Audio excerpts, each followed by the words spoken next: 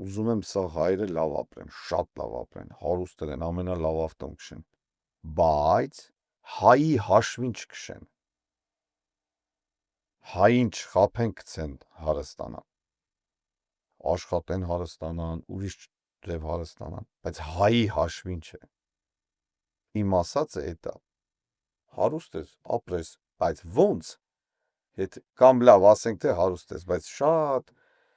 սոված հայեր Ում կան։ նկատի ունես Հայաստանում, թե արտերկրում ապրողներին։ Բոլոր տեղերը, որտեղ ուզում ալի։